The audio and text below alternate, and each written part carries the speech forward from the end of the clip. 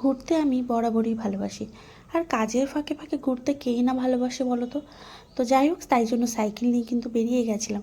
হ্যাঁ, অনেক বছর পরে সাইকেল নিয়ে বেরিয়েছিলাম। হ্যাঁ, অনেক বছর পরে কেন বলি বলো তো? কারণ আমি তো থাকি লখনৌতে। তো সেখান থেকে ছুটিতে গিয়েছিলাম। ওখানে তো সাইকেল চালানোর কোনো রকম সময় হয় না। তো তাই জন্য ওখানে সাইকেল চালাতে পারি না। তো বাপের বাড়ি গিয়েছিলাম। বাপের বাড়ি গিয়ে বিয়ের অনেক বছর পরে আমি সাইকেল চালালাম।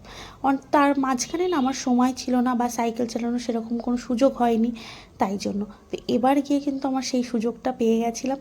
তাই দিদি আর আমি বেরিয়ে পড়েছিলাম, তাও আবার আমার একটা বৌদি সাইকেল নিয়েছিলাম, নিয়ে বেরিয়ে গেছিলাম। এই জায়গাটাই হয়তো অনেকেই চিনবে যারা এই দিকটায় গেছো। এটা হচ্ছে ঠাকুরনগরে যাওয়ার রাস্তায়। তো এই জায়গাটা আমি বিয়ের আগে গেছি। বিয়ের আগে যখন যেতাম তখন কিন্তু এত সুন্দর ছিল না, আর এত কিছু মানে রাস্তাটা এত ভালোও ছিল না তখন। চারিদিকে এত শপ বা রেস্টুরেন্ট কিছুই ছিল না, চায়ের শপ কোনো কিছুই ছিল না তখন। কিন্তু রাস্তাটা এত ভালো ছিল না, তার জন্য ইটের রাস্তা ছিল। অত ঠাকুরনগর থেকে গোবরডাঙ্গা আসার জন্য মানুষ অত এই রাস্তা দিয়ে যাতায়াত করতো না।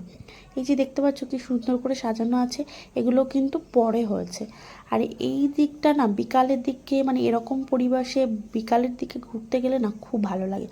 আমার তো বেশ ভালো লাগছিলো, অনেক বছর পর এরকম দিদি আর আমি বেরোতে পেরেছিলাম, তাও আবার সাইকেল নিয়ে।